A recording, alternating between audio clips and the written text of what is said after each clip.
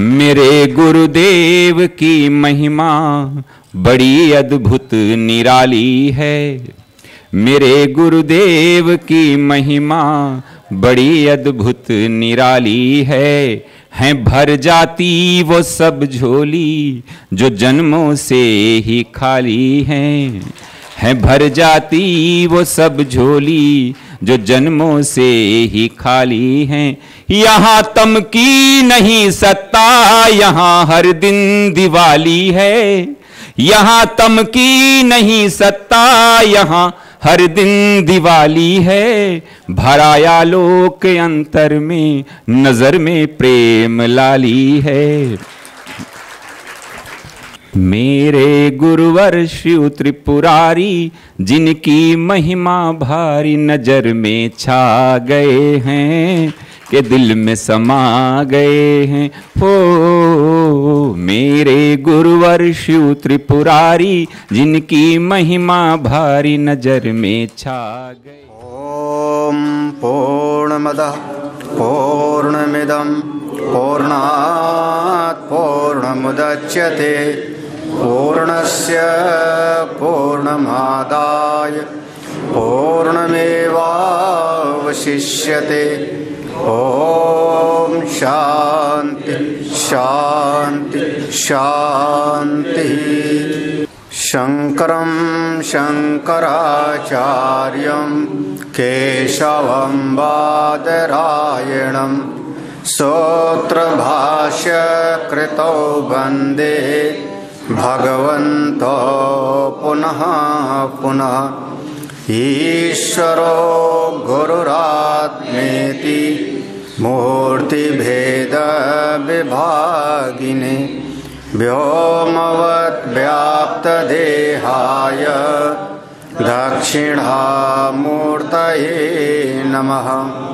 सदाशिवसमारम्भां शङ्कराचार्यमध्यमाम् अस्मदाचार्यपर्यन्तां वन्दे गुरुपरम्परां। श्रुतिस्मृतिपुराणानाम् आलयं करुणालयं नमामि भगवत्पादं शङ्करं लोकशङ्करम्। ओम नमो ब्रह्मादिभ्यो ब्रह्मविद्या संप्रदाय कर्तृभ्यो वंश ऋषिभ्यो महद्भ्यो नमो गुरुभ्यः। 22वीं कंडिका हम लोगों ने पढ़ लिया था। 23वीं भी हो गई थी ना। 24वीं में प्रतिज्ञा किया था। 25वीं कंडिका थी। एक बार पढ़ते हैं। तस्य हैतस्य साम्नो या स्वं वेद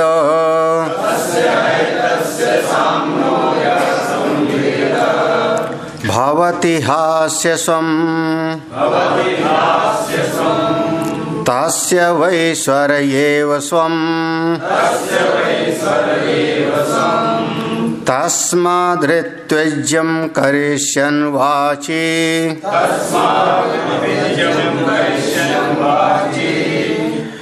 स्वरमिच्छेत तया वाचा स्वरसम्पन्नया ऋत्विज्यं कुर्यात् तस्माद्यज्ञे स्वरवन्तं दिदृक्षन्त एव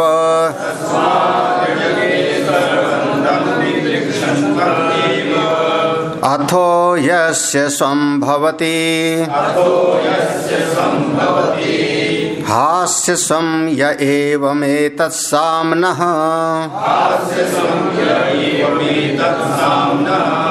संवेद। शपथ पूर्वक चिकितान नाम के ऋषि के पुत्र, जिनका नाम था ब्रह्मदत्त, उन्होंने जब दिव्य यज्ञ के समय में उसका सोम प्रसाद ग्रहण कर रहे थे, उस समय पर उन्होंने प्रतिज्ञा पूर्वक, शपथ पूर्वक एक बात कही थी। यह एक प्रसिद्ध इतिहास है, प्रसिद्ध आख्यायिका है। हम कोई बात कहते हैं और उसको पूर्व में किसी महापुरुष के साथ जोड़ देते हैं तो वह बात प्रमाणित हो जाती है। जैसा आज इस समय पर कोई बात कही जा रही है, ऐसे अमुक अमुक समय पर अमुक अमुक विद्वान लोग, अमुक अमुक ऋषि लोग ऐसी बात करते थे। आपकी बात सिद्ध हो जाएगी। तो उन ब्रह्मदत्त ने कहा था कि ये जो मैं प्रसाद रूप में ग्रहण कर रहा हूँ, अगर मैंने जरा सा भी जो यह प्राण है और जो यह वाक है, ये दो, प्राण और वाक, क्योंकि कहा था यहाँ पर प्राण ही सा है, वाह ही आम है, हो गया साम। प्राण ही उत है और वाक ही गीत है। दोनों का एक उपासना के लिए सामंजस्य बिठा रहे। यह जो प्राण और वाक के बीच में समानता है, अगर इससे हमने कुछ भी विपरीत बोला हो, कोई भी इससे अलग बात बोली हो कि ये प्राण रूपी हृदय में कोई और बात और वाणी ने कोई और बात का उच्चारण किया हो, तो यह प्रसाद मेरे सिर को गिरा देवे, मैं मर जाऊं, ऐसा उन्होंने प्रतिज्ञा किया था। इसका मतलब कि यह जो उपास्य देव है, जो मुख में है, जो यह प्राण है, अंगिरस है, यही मुख्य तत्व है। और इन दोनों में आपस में बिल्कुल तारतम्य होना चाहिए।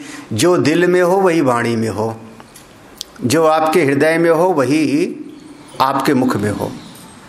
हृदय में कुछ होवे और मुख से कुछ बोलो तो समझना कि श्रुति भगवती कहती हैं कि वो हमारे अनुकूल नहीं, वो साधक के अनुकूल नहीं है।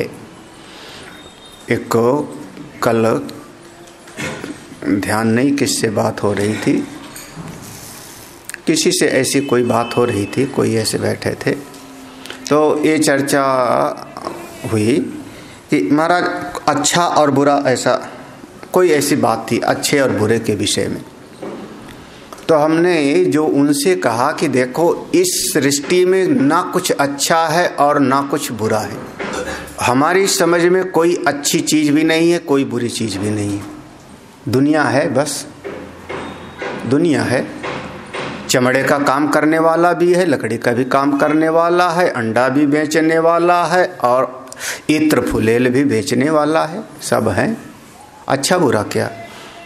अच्छा बुरा का अवधारण इसी से किया जाता है कि हमारी साधना के जो अनुकूल है वो अच्छा है। आप अपना गंतव्य बनाए परमात्मा को, आप गंतव्य बनाए भगवत प्राप्ति को। आपने मन में ठान लिया कि मुझको आत्मज्ञान चाहिए, मोक्ष चाहिए, तो आपका लक्ष्य हो गया। अब आपकी साधना के जो अनुकूल है वो अच्छा है और साधना से जो प्रतिकूल है वो सब का सब बुरा है। आप और कोई, आप इतना चाहते हो कि समाज में शांति बनी रहे, आप ये चाहते हो समाज में, हमारे घर में शांति बनी रहे, हमारे घर में 10 लोग हैं, सब में शांति ही बनी रहे। अगर आपका ये लक्ष्य है कि शांति बनी रहे तो त्याग अच्छा है, क्योंकि त्याग से ही शांति रहती है। त्यागात शांति अनंतरम, यही ना। और अगर सबके भीतर अपनी अपनी चाह होगी, 10 लोग हो, 10 अपनी अपनी कामना के साथ जुड़ रहे हो और चाहते हो कि शांति बनी रहे, तो जो चाहते हो उसके प्रतिकूल हो गया। अगर कोई इस जगत में कामना भी है तो कामना बिल्कुल बुरी नहीं है, बिल्कुल खराब नहीं। कामना ना होती तो सो कामयत, उसने कामना किया, उसमें कौन सा। लेकिन अगर आप शांति चाहते हो तो फिर कामना आपके लिए वो शांति नहीं लेने देगी ना। अशांतस्य कुतः सुखम, ऐसा आवेगा ना। नास्ति बुद्धिर्युक्तस्य न च युक्तस्य भावना, नास्ति बुद्धिर्युक्तस्य न च युक्तस्य भावना, न च भावयतः शांति अशांतस्य सुखम। कहाँ होगा? तो आपकी साधना के अनुकूल, आपके लक्ष्य के मार्ग में आगे बढ़ने में जो सहायक है वो सबका सब अच्छा है। अब एक बच्चा अगर विद्यालय में जा कर के और विद्यालय में जा कर के पढ़ता है तो वो चाहता है कि नौकरी मिले, हमको परीक्षा पास करे तो उसके लिए अच्छा है। और आप विद्यालय के सामने जा कर के बैठ कर के दिन भर समय गंवाओ तो आपके लिए बुरा हो गया, आपके लिए बुरा हो गया। वहीं पर विद्यालय के सामने जा कर के एक आदमी किताब कॉपी की दुकान खोलता है तो चाहता क्या है? रुपया, रुपया चाहता है तो उसके लिए अच्छा है, अनुकूल है। वही एक आदमी विद्यालय के सामने ही जा कर के कोई और कार्य करता है तो उसके लक्ष्य के विपरीत होगा तो बुरा होगा। हमको कुछ अच्छा बुरा नहीं लगता, आपके लक्ष्य के जो अनुकूल है, आपके गंतव्य की प्राप्ति में जो सहायक है, आपके चित्त की जो चाह है, क्या चित्त की मूलभूत चाह? आत्यंतिक सुख की प्राप्ति और आत्यंतिक दुख की। पहले आया था ना, यही है ना, शुरुआत में आया था। तो जब आपके चित्त में यही चाह है कि दुख हमको ना मिले, सुखम में भूयात, हमको सुख की प्राप्ति हो, तो उसके जो जो अनुकूल होगा, जो जो अनुकूल है वो सब अच्छा, और उससे जो जो प्रतिकूल होगा वो सब सब बुरा हो गया। हाँ, तो हमारे अंतःकरण में, हमारे चित्त के भीतर जो भाव है और वाणी से जो व्यवहार होता है, दोनों में एकत्व बना रहे, सामंजस्य बना रहे। अगर नहीं रहेगा तो आपकी साधना आगे नहीं बढ़ेगी। ऐसा कुछ नहीं, आप भी एक झूठा आदमी भी दिन भर खाता पीता तो है ही, रुपया भी कमाता है, बढ़िया महल भी खड़ा कर लेगा, उसमें कौन सी बड़ी बात है। तस्य हैतस्य साम्नो या संवेद,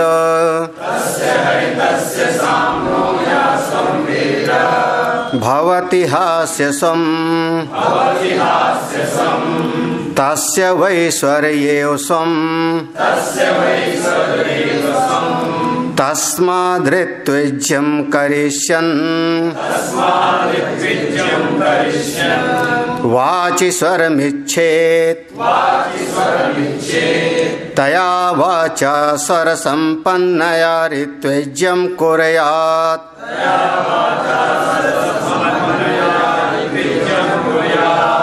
तस्माद् यज्ञे स्वरवन्तं दिदृक्षन्त एव,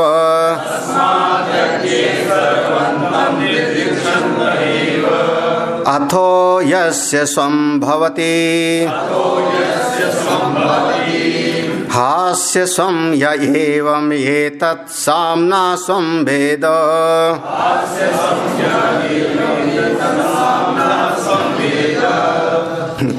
तस्य, तस्य माने तस्य हा एतस्य, ये दोनों देखो, तस्य माने उसका, एतस्य माने इसका, किसका? जिसका प्रकरण चल रहा है, जो यहाँ पर प्रकृतम प्राणम अभिसंबंधनाति, जिस प्राण का यहाँ पर विषय चल रहा है कि वह प्राण ही सर्वे सर्वा है, जो प्राण ही साम है, जो प्राण ही सबके भीतर विराजमान है, सारी शक्ति वो प्राप्त करके समस्त इंद्रियों को प्रदान करता है, वो प्राण कैसा है?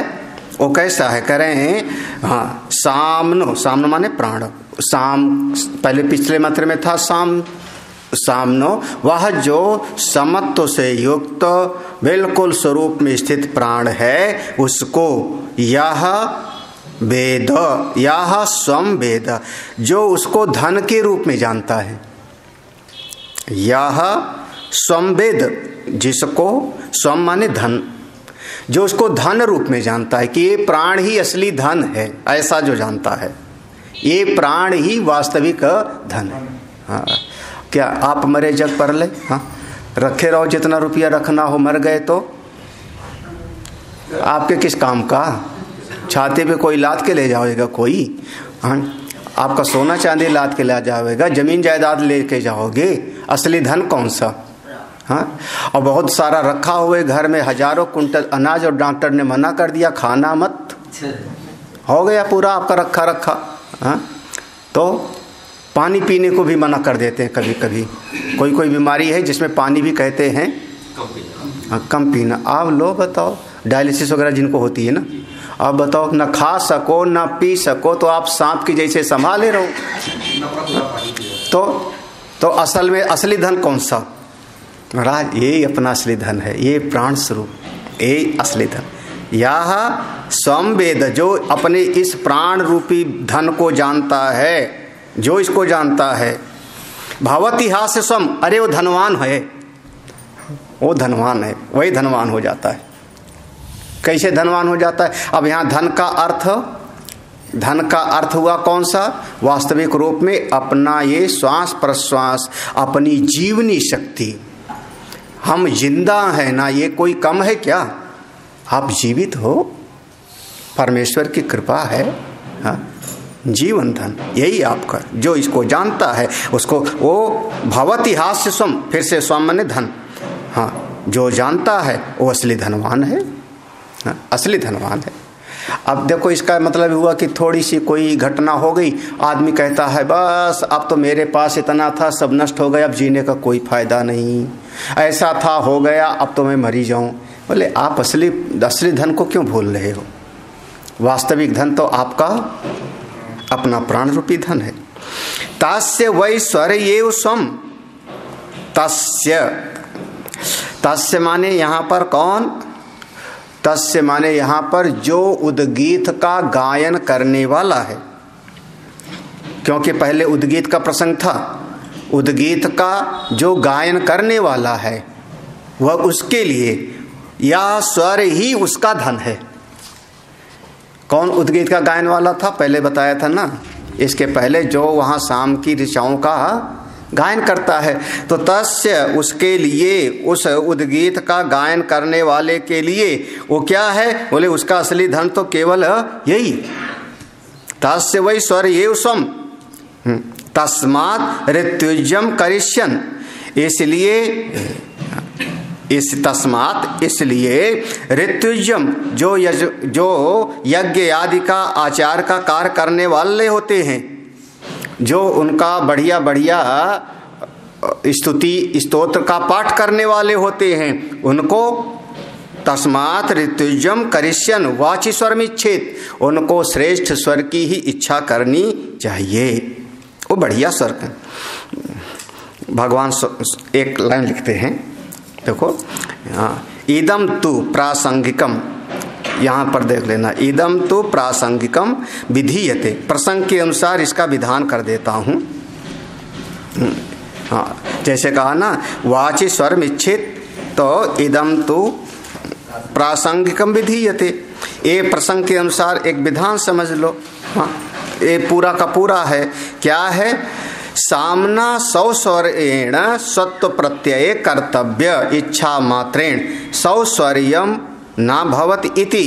कह रहे हैं कि देखो, स्वाभाविक रूप से अपने सौस्वरेण, सत्व आपका मधुर स्वर हो, कंठ आपका अच्छा हो, किसका? उद्गातु, जो उद्गायन करने वाला है, जो वेद की ऋचाओं का पाठ करने वाला है, उसको अपने स्वर को अच्छा करने का प्रयत्न करना चाहिए।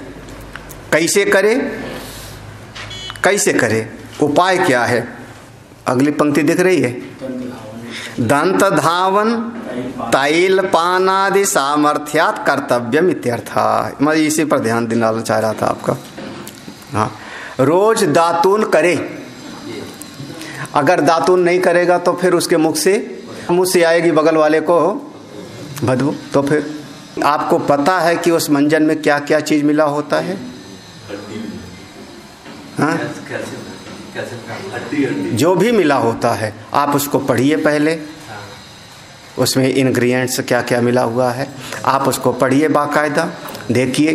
तो आपने सबसे पहले सवेरे सवेरे मंजन कर लिया, आप कहते हो आज एकादशी है, निर्जला एकादशी है, ठेंगा है। अब बताओ, इसलिए दंत धामन करना चाहिए, दातून करना चाहिए, बिल्कुल शुद्ध है। नमक होता है, आयुर्वेद वाले में नमक होता है। तो फिर हाँ, अब जिस दिन व्रत है उस दिन वैसे सबसे, जैसे गंगा जी के किनारे गए, जरा सी बालू लेकर के उसी से जो है रगड़ करके साफ कर ले। मेरा तरीका तो यही था। दातुन कहाँ मिलेगा, गंगा जी गए तो उस दिन ऐसे जो है थोड़ा वहीं किनारे की बालू लिया और ऐसे ऐसे कर लेते थे उतने व्रत वाले दिन।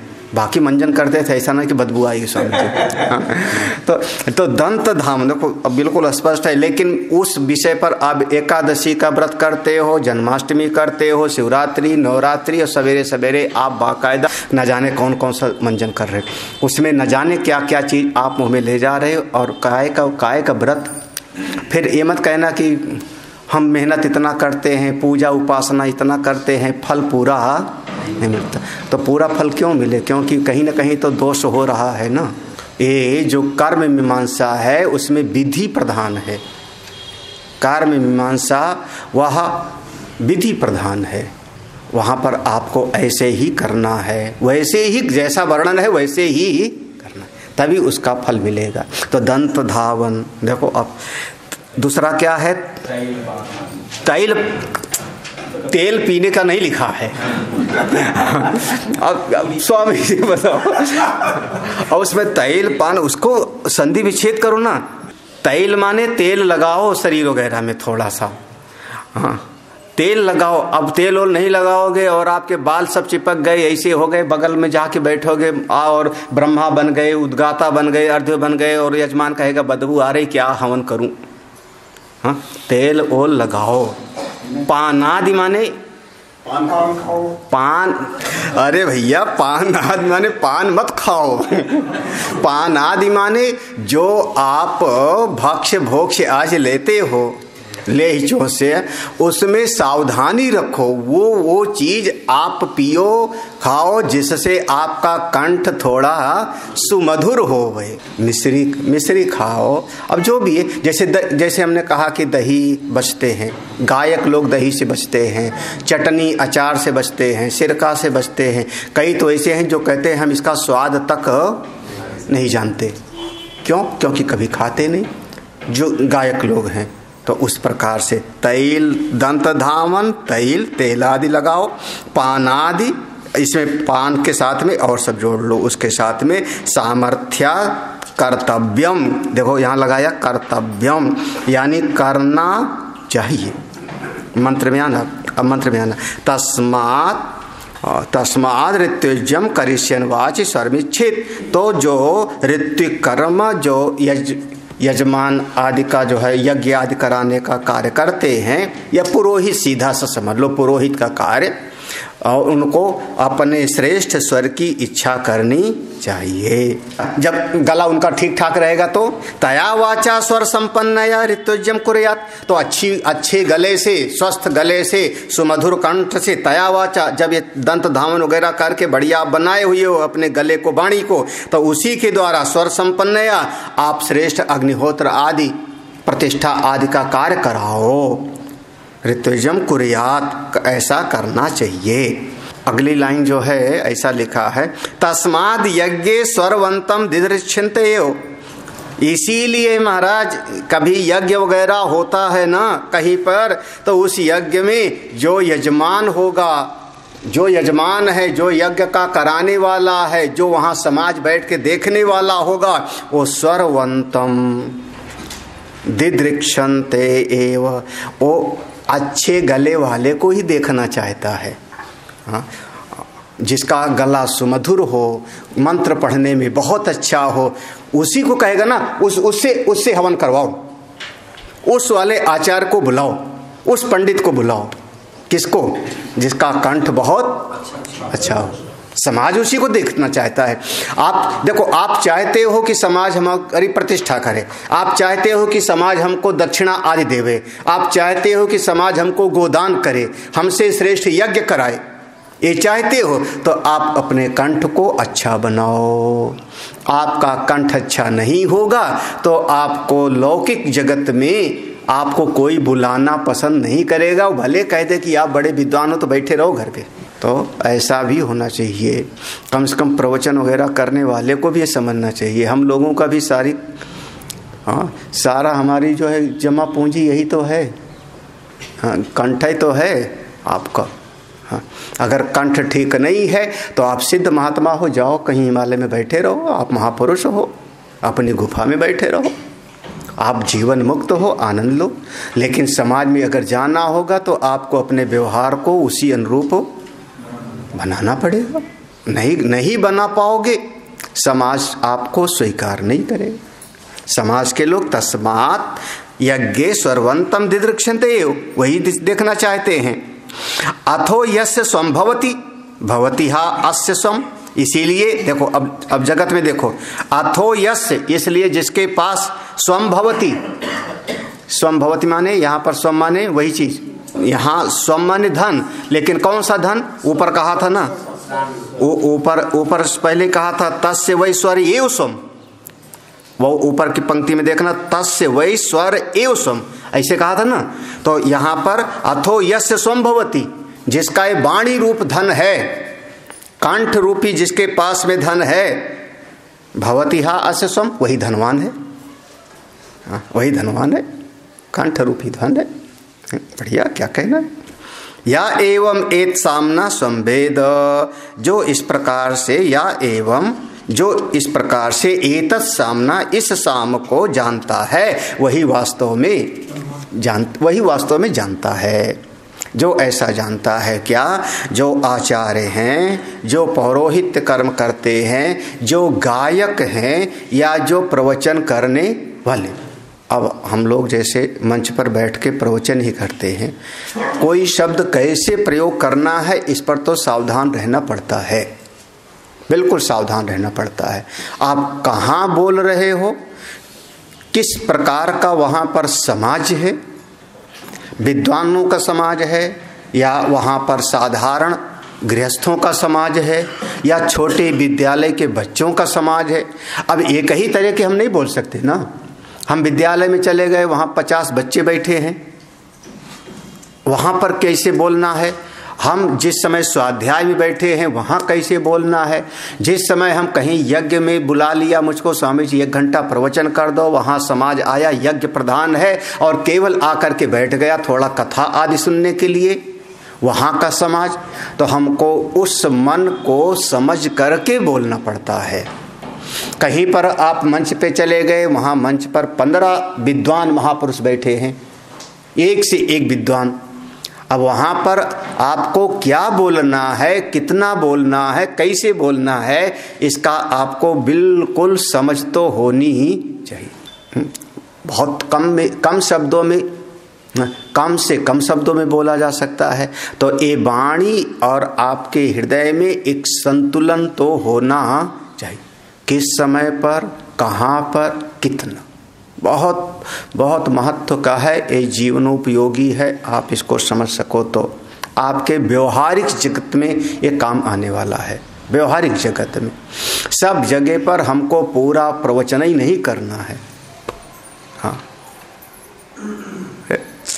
तो उस हिसाब से आप बोलो।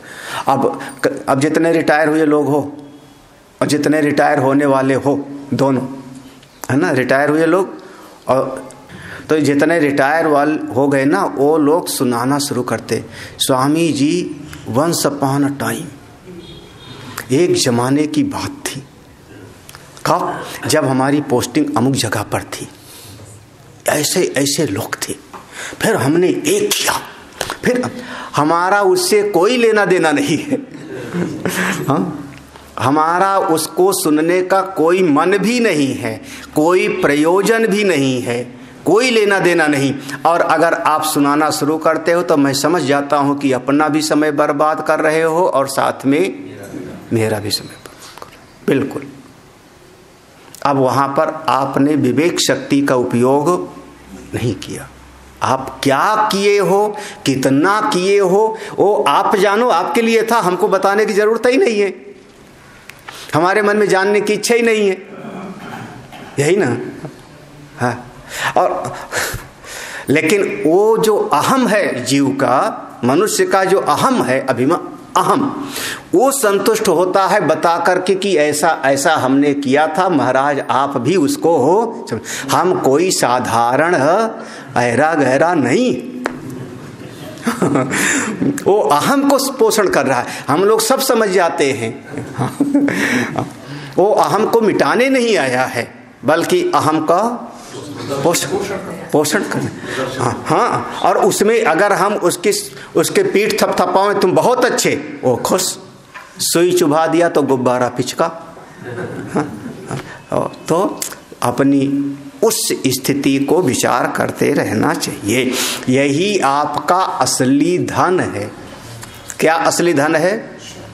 कब बोलना, कहाँ बोलना, कितना बोलना, किसके सामने बोल रहे हो, ठीक है ना? चलेगा कि नहीं? हाँ, आपका कंठ ही असली धन, आपका कंठ ही। अब कई बार हमारे समाज में एक बहुत बड़ी विचित्रता है। आज के समाज में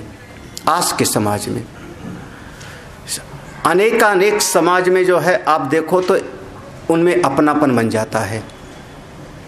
नाई में अपनापन हो जाएगा, धोबी में अपनापन हो जाएगा। लड़की की तरफ वाला नाई है, लड़के की तरफ वाला नाई है, एक तरफ वाला जो है नाई है उसको ज़्यादा पता नहीं, बच्चा है, तो दूसरा वाला कहता घबराओ मत, हम हैं संभाल लेंगे। धोबी होगा वो कहेगा चिंता मत करो हम संभाल लेंगे।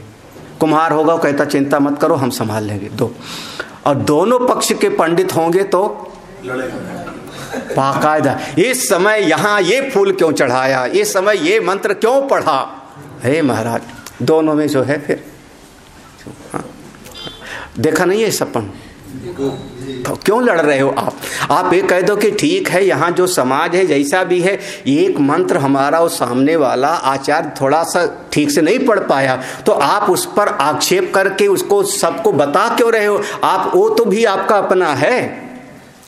हाँ, लेकिन वहाँ पर वो अहम खड़ा होता है, ये कम जानता है और मैं जानता है। बस उस अहम की संतुष्टि है, केवल अहम की संतुष्टि। कब बोलना, कितना बोलना, कैसे बोलना, हाँ बिल्कुल, ये विचार करना पड़ता है। ये बहुत सावधानी पूर्वक, यही आपका असली धन है, यही असली धन है। और क्या है? स्वर्ण क्या है? अगला देखो मंत्र, स्वर्ण क्या है? तस्य है तस्य साम्नो या सुवर्णं वेद भवति हास्य सुवर्णं तस्य वै स्वर्येव सुवर्णं भवति हास्य सुवर्णं य एवमेतत् साम्ना सुवर्णं वेद।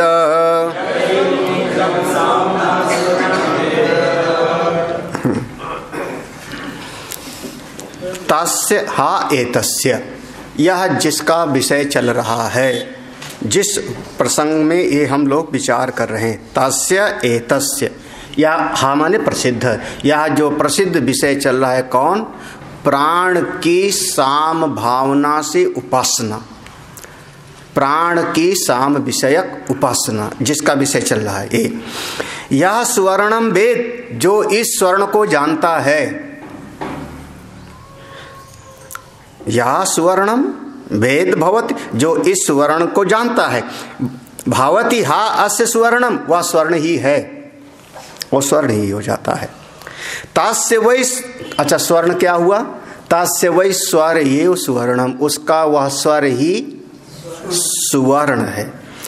अब थोड़ा ध्यान रखना, यहाँ स्वर्ण नहीं लिखा है, आधा सा नहीं है, क्या लिखा है? सुवर्ण, ठीक है ना? तो सुवर्ण माने, हाँ, तो भगवान असली सुंदरता कौन सी होगी? देखो जरा सा एक पंक्ति देखना, पूर्वम कांठगत माधुर्यमिदम तु लाक्षणिकम सुवर्ण शब्द वाच्यम। ये है सुवर्ण शब्द की परिभाषा। भगवान भाष्यकार ने कहा कि सुवर्ण माने क्या? तो पूर्वम, वो पूर्व में जैसा वर्णन किया गया, जो बताया गया था पूर्व के ऋचा में कि उसका कंठ ही स्वर है, ऐसे बताया गया था, उसका जो वही उसका असली धन है। तो वो जो कंठगत माधुर्यम, जो कंठगत वाणी की जो मधुरता है, वाणी की जो प्रियता है, उसी का नाम यहाँ पर है सुवर्ण। असली सुंदरता कौन सी है? असली सुंदरता कौन सा है? वैसे इसको टिप्पणीकार ने लिखा आंतरधनवत्त लक्षण। हाँ, आंतरधनवत्त, भीतरी धन। भीतरी धन आपका क्या है? सुंदरता क्या है? स्वर्ण क्या है? असली खजाना क्या है? बोले आपका ये कंठ।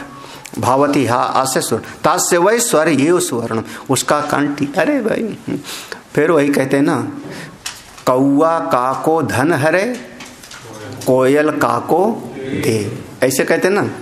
कौआ काको धन, कौआ किसका धन हरता है? कौआ किसका धन छीन लिया? और कोयल किसको धन देती है? और फिर भी कौआ बोलता है तो पत्थर उठा के मारो, और कोयल बोलती है तो आदमी ध्यान से सुनता है कि कोयल बोल रही। तो बस आपका असली सुंदरता तो यही है कि आप कैसा वाणी बोलते हो। अपने आप सबे समझदार हो, समझ लो। तास्य वै स्वरीय हो सुवर्णम, उसका जो है, जो ऋत्विजीय कर्म करा रहा है, उसमें ब्रह्मा होता उद्गाता, उनका कंठ ही उनका सुवर्ण है। हा अस्य सुवर्णम, और हाँ, तास्य वै स्वर ही सुवर्णम, उसका वो स्वर्ण ही उसका स्वर्ण है, उसका वही सुंदरता है। और भावती हा अस्य सुवर्णम, वो बहुत ही सौंदर्य वाला हो जाता है, स्वर्ण जैसा हो जाता है, धनवान आंतरिक धन से संपन्न हो जाता है। कौन? या एवं एतत्, जो इस प्रकार से इस सामना सुवर्णम वेद, इस साम रूपी सुवर्ण को जानता है, इस साम रूपी सुवर्ण को जानता है, वो वैसे हो जाता है। सुवर्ण शब्द सामान्यत स्वर सुवर्णयो, सुवर्ण शब्द सामान्यत, यहाँ सुवर्ण शब्द सामान्य रूप से कहा गया है। आपकी जो लौकिक रूप से कंठ है वो अच्छा होना चाहिए। भाव भगवान भास्कर कहते हैं लौकिकम एव सुवर्णम गुण विज्ञान फलम भवति। अरे लौकिक रूप से भी समझ लो कि जो थोड़ा सा अच्छा बोलता है, साफ साफ बोलता है, उसको बहुत कुछ प्राप्त हो जाता है। तस्य है तस्य सामनो या प्रतिष्ठां वेद प्रतिहा तिष्ठते तस्य वै वागेव प्रतिष्ठा वाचिः खल्वेश एतत् प्राणः प्रतिष्ठितो गीयते अन्नित्याहु एकयाहु। फिर उससे वैसे देखो, तस्य हा एतस्य, वही उसका, तस्य माने उसका, एतस्य माने इसका, किसका? जिसका ये प्रकरण चल रहा है, जिसका ये विषय चल रहा है, किसका? प्राण का, प्राण का और वाग की सामता का। दो वहाँ साम कहा था ना, साम से एक तक किया था ना, कि प्राण ही जो है सा है और वाणी ही आ है, माँ है, अम कहा था, पूरा मिला के उसी का कहा, उसी का ये क्या है? सामनो या प्रतिष्ठाम वेद, जो इसकी प्रतिष्ठा को जानता है। किसकी प्रतिष्ठा? वाणी। अरे ऐसे समझो, धीरे धीरे समाज में बात हो जाती कि भाई अमुक आदमी तो बिल्कुल सत्य ही बोलता है, उसने जो बात कही होगी उसमें जो है कोई न कोई बात तो, हाँ, इसको कहते हैं आपकी बात में वजन कितना है, कितना बोलते हो ये महत्व का नहीं है, कितना आप बोलते हो। आपकी बात को कोई आदमी गंभीरता से स्वीकार करता है कि नहीं, आपकी बात को कोई विचार के लिए तैयार है कि नहीं। तो कभी कभी समाज में ऐसा कोई होता है, कोई होता है कि जैसे वो कहीं पुराने जमाने में पंचायत होती थी, पंचायत में भले प्रधान सरपंच कोई और है, लेकिन कोई प्रतिष्ठित व्यक्ति आ जाए और कोई एक शब्द बोल देता था तो समाज उस पर गौर करता था कि हाँ, अगर इन्होंने कहा है तो बात इसमें कुछ है। अब पता नहीं आप समझ रहे हैं कि नहीं मेरी बात को। हाँ, इसका नाम हुआ प्रतिष्ठा। प्रतिष्ठा माने आपकी बात को लोग कितना गंभीरता से लेते हैं। हाँ, बहुत लोग कहते हैं अरे वो तो बहुत हल्का है, हल्कापन है उनकी बातों में, माने आपकी बात को कोई ज़्यादा गौर से नहीं ले रहा है, यही ना आपकी बात। और कब आप अगर कोई एक बात कह देते हो तो उसको करते हो, एक बार नहीं 50 बार हमने देखा है, समाज ने देखा है कि आपने जो कहा है उसको किया है। जब ऐसी बात हो गई तो समाज में आपकी एक स्थिति बन जाती है कि हाँ, अमुक व्यक्ति क्रेडिट है इसका, हाँ, उसका व्यक्तित्व ऐसा है, उसका समाज में प्रतिष्ठा ऐसी है। तस्य हा ये तस्य सामनो या प्रतिष्ठाम वेद, जो इस साम की प्रतिष्ठा को जानता है, जो कौन, अपना प्राण और वाक, प्राण और वाक की समता को, जो इसको प्रतिष्ठा को जानता है तो प्रतिहातिष्ठति, वो समाज में प्रतिष्ठित हो जाता है। जो इसको जानता है, या प्रतिष्ठाम वेद, यहाँ तक पहले लाओ, जो इसकी प्रतिष्ठा को जानता है कि वाणी और हृदय में जो एकत्व होगा वो प्रतिष्ठित होगा, जो इसको जानता है और ऐसा व्यवहार करेगा तो सो प्रतिहातिष्ठत, वो प्रतिष्ठित हो जाएगा। ये प्रतिष्ठा क्या है? तास्य वै वाग एव प्रतिष्ठा, देखो बिल्कुल स्पष्ट है। तास्य वै, उस ऋतु के लिए, आचार के लिए, उद्गीत गायन करने वाला जो है उसके लिए वाक एव प्रतिष्ठा, ये वाणी ही उसकी प्रतिष्ठा है, वाणी ही प्रतिष्ठा है। उसने ऐसा कहा, उन्होंने ऐसा कहा है, प्रतिष्ठा, वाणी ही प्रतिष्ठा है। वाची ही खलु ये, वाची ही खलु, खल माने निश्चय, निश्चित पूर्व निसंदेह रूप से समझो। वाची ही खलु ये से एतत् प्राणा प्रतिष्ठिता, यह जो एतत् प्राणा, ये वाची माने वाणी, वाणी में खलु माने निश्चय, यह वाणी में ही जिसका प्राण प्रतिष्ठित है, वाणी में ही प्राण प्रतिष्ठित है। प्राण प्रतिष्ठित है माने वाणी में, प्राण जाय पर जैसे चंद्र टरे, सूरज टरे, टरे जगत, ऐसे ना, तो वो वाली बात, प्राण प्रतिष्ठित है। कहाँ? मर जाएंगे, राज छिन्न भिन्न हो जावे, लेकिन हमने बात जो कही दी थी, वरदान दिया था 2 वरदान, तो मैं यही ना, ये नहीं कि कल कहा था चलो चलो तुम्हारा जो है हम अमुक जगह पर साथ देंगे मुकदमे में, और मौका आया तो भाग गए। जिसका वाणी में प्राण प्रतिष्ठित है, कैसी बात हो। अच्छा, अगर हरिश्चंद्र बदल जाते तो? सुना यही है कि हरिश्चंद्र, दोनों तरह की घटना आती है कि शिकार खेलने गए, कहीं पर लिखा सपने में, एक जगह पर वर्णन आया स्वप्न में घटना हुई, और एक जगह पर ऐसे आया कि वो जब वर्णन हुआ और उनकी परीक्षा का विषय आया तो शिकार खेलने के लिए गए। देवी भागवत में ऐसा शिकार खेलने के लिए गए, और वहाँ पर विश्वामित्र ने नकली वहाँ पर विवाह मंडप बनाया माया से। वहाँ कन्या और एक वर बैठा है, और विश्वामित्र यजमान पुरोहित बन करके और कराने जा रहे हैं। और उस समय पर हरिश्चंद्र पहुंचते हैं बिछड़ करके, तो इनसे कहा कि अरे आप अच्छे मौके पे आ गए, कोई है नहीं, आप कन्यादान ही कर दो। एक कन्यादान करने बैठ गए, ठीक है, बढ़िया पुण्य का। और कोई नहीं है, केवल 4 ही हैं, केवल 4 हैं। एक वो वर है, एक वो वधू है, एक आचार्य है, और एक कन्यादान करने।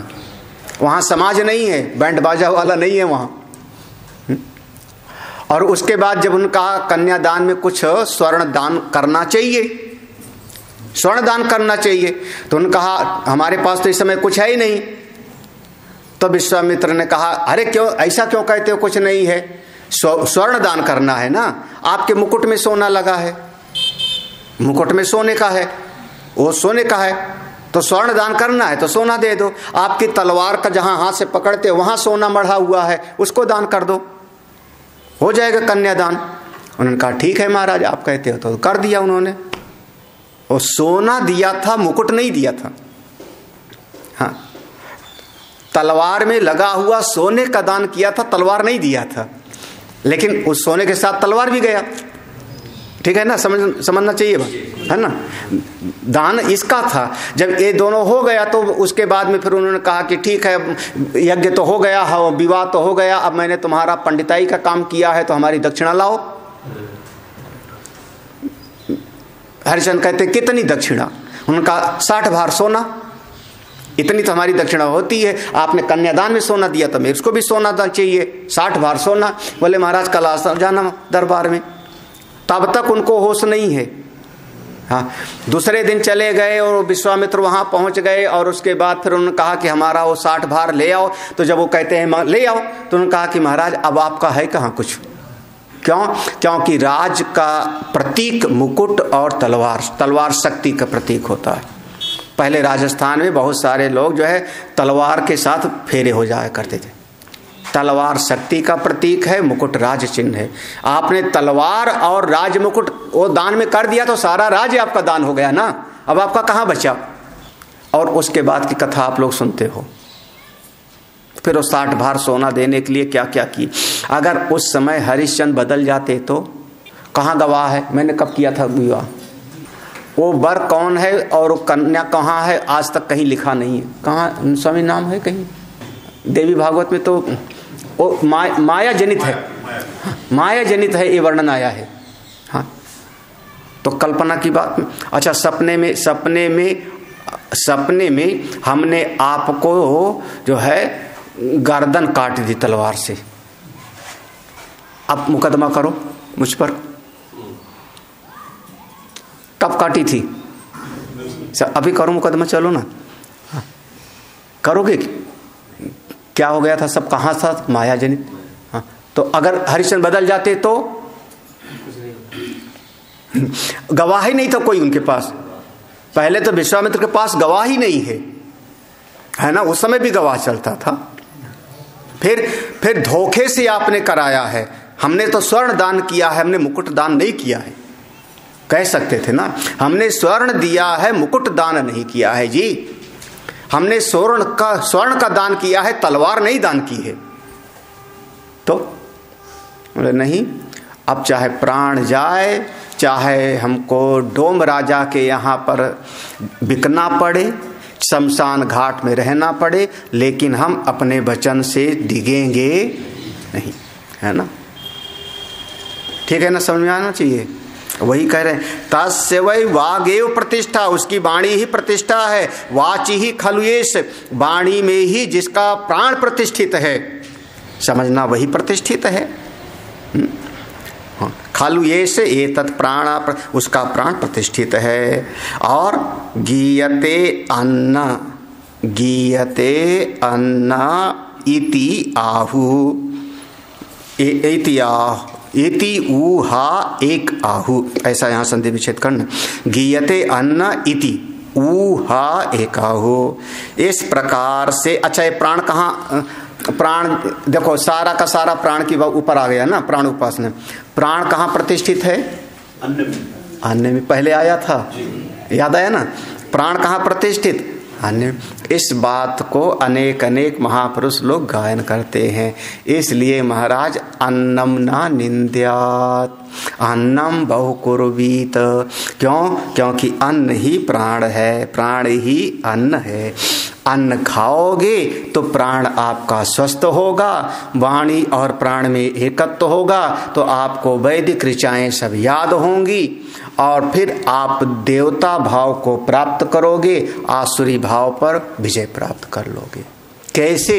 इस उद्गीत के गायन के द्वारा। कुछ समझ में नहीं आया कि आया? कुछ आया है ना, कुछ आया ना। अच्छा, किसी ने उल्टा घड़ा रख दिया हो, चलो मैं इतना कह रहा हूं, उल्टा घड़ा रख दिया हो और बरसात हो गई, तो घड़ा तो भरेगा नहीं, क्योंकि घड़ा कैसा रखा है। लेकिन घड़ा भीग जाएगा कि नहीं? हाँ, गीला हो जाएगा। अरे तो ऐसे समझ लो किसी ने सत्संग में उल्टा भी घड़ा रखा होगा, टेढ़ा मेढ़ा भी बैठा होगा तो गीला तो हो ही जाओगे। लाभ मिलेगा। हाँ सत्संग का लाभ। अब भाई, अब बृहदारण्यक उपनिषद के प्रथम अध्याय के तृतीय ब्राह्मण की अमुक कंडिका का आप कम से कम श्रवण और पाठन तो कर रहे हो, तो उच्चारण कर रहे हो। हाँ? इसको हमने जो है कभी महापुरुषों की कृपा से कभी हमने जो है पढ़ा होगा, शायद स्वामी पूज्य स्वामी रामानंद से पढ़ाया, कभी नहीं पढ़ा होगा, पढ़ाया कभी नहीं, फर्स्ट टाइम पढ़ा रहे हैं तो 30 साल में। हाँ, तो इस ब्राह्मण का अंतिम कंडिका है, अंतिम कंडिका है। अब ये पूरा जपार्थ है। अथाता पौमानानाम एवाभ्य आरोहा सवै खलु प्रस्तोता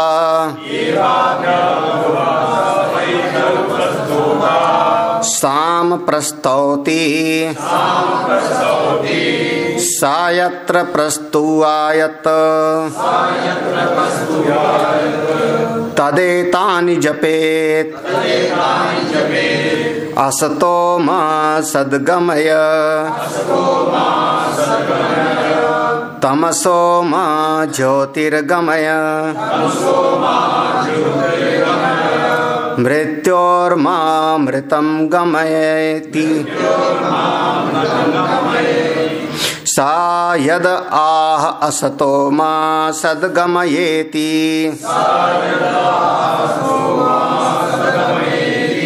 मृत्युर्वा असत् सत्मृतं मृत्योर्मा मृतं गमय अमृतं मा कुर्वीति एता इति एव एतद् आह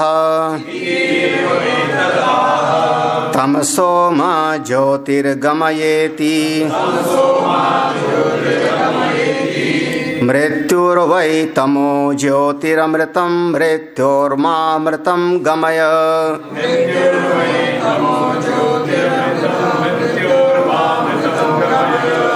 अमृतं मा कुर्विति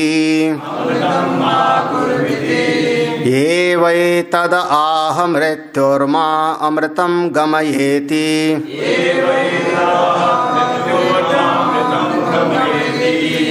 नात्र तिरोहित्यम् इवास्ति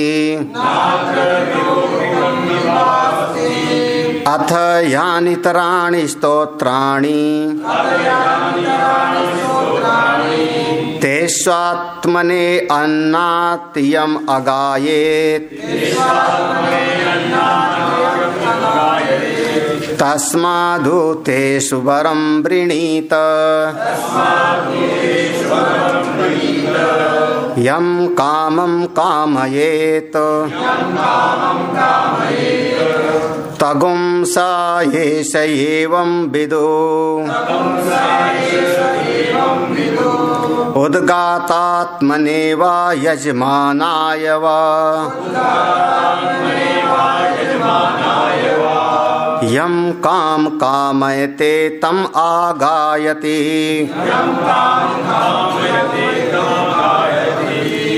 तदेतत् लोकजितेव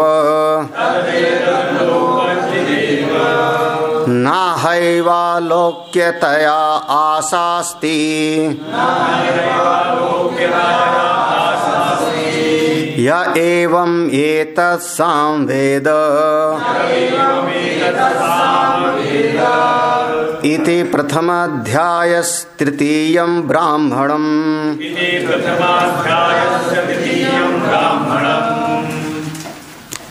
इति प्रथम अध्यायस्य, ये प्रथम अध्याय का तृतीय ब्राह्मण यहाँ पर इस मंत्र के साथ पूरा होता है। एवं प्राण विज्ञानवतो जप कर्म विधिष्यते। अब सीधा इसका अर्थ है एवं इस प्रकार से जो प्राण और वाक इन दोनों को ठीक ठीक समझता है, प्राण के विज्ञान को, प्राण उपासना के प्रसंग को ठीक ठीक जानता है, उसके लिए जप कर्म विधिष्यते, उसके लिए जप कर्म का विधान किया जा रहा है, उसके लिए जप कर्म का विधान किया जा रहा है। यद विज्ञानवतो जप कर्मणि अधिकारः ते विज्ञानम उक्तम, जो इसको पहले समझ लेगा, यदि विज्ञानवतो, जो इसको ठीक ठीक समझ लेगा वास्तविकता को, उसी का जप कर्म में अधिकार होगा। बिना समझे विज्ञानवता नहीं है, बिना समझे अगर करेगा तो पूरा फल उसको प्राप्त नहीं होगा। अथ अनंतरम यस्मात् चैव विदुषा प्रयुज्यमानम देव भाव अभ्यारोह फलम जप कर्म अतः तस्मात् तद विधीयते इह। करें कि देखो, इसलिए जो है इसके जब जान लेगा, जान करके अनुष्ठान करेगा, योग्यता बन जाएगी, तब जब वो विद्वान इस अनुष्ठान को करेगा, विदुषा प्रयुज्य जब इसको करेगा तो इस देह भाव को छोड़ करके देव भाव पर अभ्यारोह रूपी फल मिलेगा। इस देह भाव को छोड़ करके और देवता भाव को प्राप्त करना है, उसके लिए अतः तस्मात् तद विधीयते, इस देहात्म भाव से ऊपर उठ करके देव भाव पर प्राप्त करना है। अभ्यारोह ऊपर की तरफ उठना, एक जैसे सीढ़ी पर है, क्या करते हो, एक सीढ़ी छोड़ करके दूसरी सीढ़ी पर आप पांव रखते हो, तो अभ्यारोह है, ऐसे ऊपर की तरफ आपको चढ़ना है। तो किस प्रकार से करें, इसका संबंध किससे होता है, कहा उद्गीत से। तस्य च उद्गीत संबंधात सर्वत्र प्राप्त हो पावमाना नाम इति वचनात्। इसका उद्गीत से यह जो पावमाना नाम माने, ये जो पावमाना नाम एक तरीके से एक वो प्रसंग है, एक प्रसंग है जहाँ पर उद्गाता उसका गायन करता है।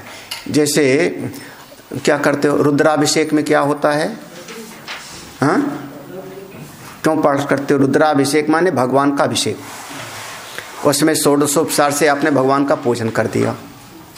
विधान तो इतना ही है ना, षोडशोपचार से भगवान का पूजन किया, लेकिन भगवान को जलाभिषेक प्रिय है देर तक, तो बहुत देर तक हमको उनको जल की धारा से नहलाना है। मुख्य पूजा तो आपका उतना ही है, षोडशोपचार की पूजा, लेकिन देर तक जलाभिषेक करना है। तो देर तक जलाभिषेक करने के लिए फिर आप खाली मन रहेगा तो क्या करोगे, फिर इधर उधर मन जाएगा। तो उसके साथ 8 अध्याय का रुद्राष्टाध्यायी संबंध कर दिया कि वो जो वहाँ आचार है 8 अध्याय का पाठ करते रहेंगे, आप वो लेके बैठ जाओ, जल की धारा भगवान पर गिरती, यही ना। तो ऐसे समस्त कर्मों में ऐसा कोई ना कोई एक विधान है। तो ऐसे ही यहाँ पर ये भी विधान है, उस चीज को कहा पावमान आख्य, ये जो पवमान नाम का ये प्रसंग है, स्तोत्र उद्गान काल, स्तोत्र का जो उद्गाता गायन करता है उस समय का। तो अथ अतः, अथातः, अथ अतः, अब ये 2 शब्द ऐसे आ गए ना, अथ अतः। अब इस पर चाहो तो आप जितना मर्जी चाहो विचार कर सकते हो।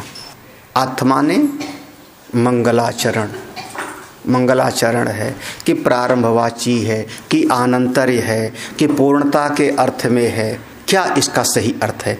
क्योंकि एक बात हमारे श्रुतियों का, आप लोग अब यहाँ स्वाध्याय में हो तो इस बात पर बहुत हमेशा ध्यान रखना, इस पर बहुत विचार है। एक पंक्ति का या एक मंत्र का एक ही अर्थ होना चाहिए। एक किसी पंक्ति का अनेक अर्थ अगर होता है तो संशयात्मक ज्ञान होगा, वो शास्त्र के अनुसार वो ज्ञान ठीक नहीं है। किसी एक चीज पर एक ही प्रकार का ज्ञान होना चाहिए। जैसे कई बार है ना, रामायण की एक चौपाई है, उस पर 9 अर्थ बताया, हाँ 9 अर्थ बता दिया, इसका ये अर्थ हो सकता है, इसका ये अर्थ हो सकता है, ये इसका ये अर्थ हो सकता है, और कह दिया इत्यादि और भी हो सकता होगा। तो उसमें विद्वता हम दिखाते हैं, अपनी विद्वता वहाँ पर प्रकट करते हैं, लेकिन शास्त्र के साथ वह अन्याय है, वो ठीक नहीं है। क्योंकि शास्त्र में एक विषय का एक ही अर्थ होना चाहिए। ये हम इसीलिए शास्त्र के तात्पर्य का निर्णय करने के लिए बड़े बड़े विचार किए थे। हाँ, इस पंक्ति का यही ही अर्थ होना चाहिए। अभी जैसे शुरुआत में हमने बताया था ना, एक जगह पर था ना, असत वा इदमग्रे आसीत, सृष्टि के प्रारंभ में असत ही था। वहाँ पर भगवान भास्कर ने पूरा एक बड़ा सा लंबा भाष्य किया, घट भाष्य के नाम से मैंने दिखाया था। क्यों? इसका सृष्टि के पूर्व में असत था, तो कोई कुछ कहता है, कोई कुछ कहता है, कोई कुछ कहता है, अनेक अर्थ नहीं हो सकते।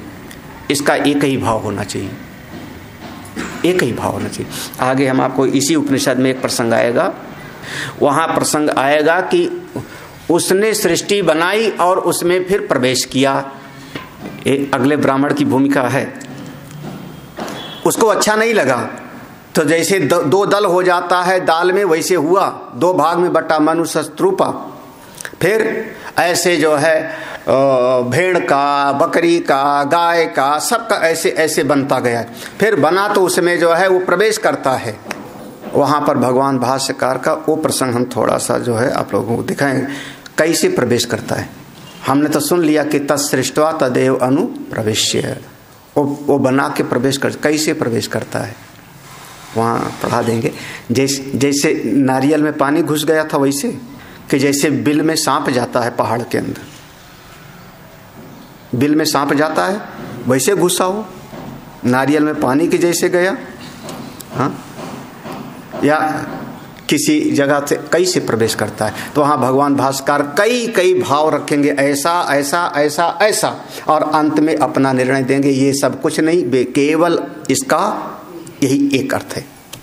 तो एक श्लोक का, एक चौपाई का, एक मंत्र की किसी एक ऋचा के अनेक अर्थ अगर कोई करता है तो वो विद्वता दिखाता है, लेकिन शास्त्र के साथ वह अन्याय।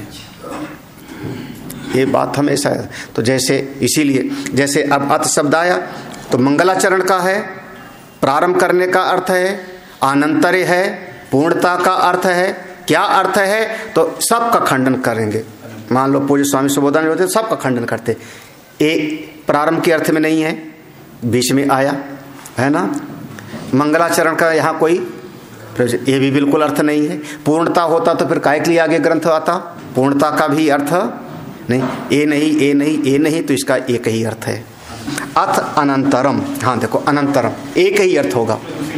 अथ अनंतर्य, एक क्रिया हो गई, उसके बाद में, इतना करने के बाद।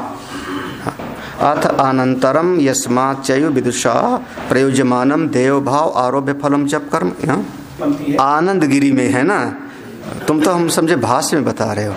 भाष्य में पुस्तक में पेज नंबर 154, पेज नंबर 154 का लास्ट लाइन। अच्छा, हाँ, अतः शब्दार्थम यस्मात् चाहिए। अथ का अर्थ हो गया अनंतर, और देखो आनंदगिरी पढ़ते तो अतः शब्दार्थम आ। अतः शब्द का क्या अर्थ होगा इसको बताने के लिए है यस्मात् च। यस मंत्र भाष्य में आएगा, यस्मात् च एवं विदुषा प्रयुज्यमानम देव भाव अभ्यारोह फलम जप कर्म। ए अतः तस्मात् तद विधीयते। अतः शब्द का है इसलिए ये हेतु हो गया, क्योंकि ऐसा होगा तो फल होगा। अतः तस्मात् तद विधीयते। ठीक है, आप लोग पढ़ लो। अब इस समय इतना समझो कि अथ अतः इतनी साधना हो गई, प्राणो उपासना हो गई। अब प्राण और वाक की एकता को आपने समझ लिया, तो अब इसके बाद आपको अभ्यारोह का, जो उपासक ऊपर की तरफ उपासना करते हुए उठता है, और उस पवित्र पवमान का वर्णन किया जाता है। इसको जो प्रस्तोता है वो प्रस्तोता इसको प्रारंभ करता है। वो जैसे कहते हैं ना पंडित जी, हाँ जी महाराज शुरू करो, ऐसा बोलते हैं आचार्य लोग ना। चार विद्वान बैठे हों पाठ करने वाले, तो एक पंडित दूसरे को बोलता नहीं, महाराज अब शुरू करो। तो क्या हो गया? प्रस्तोता। उसने प्रस्तुत किया, ए वाला शुरू करो, और फिर सामने वाला शुरू करता है। ओम पूर्णमदः पूर्णमिदं पूर्णात् पूर्णमुदच्यते पूर्णस्य पूर्णमादाय पूर्णमेवावशिष्यते। ओम ओम शांति शांति शांति। हरि ओम। श्री गुरुभ्यो नमः। हरि ओम।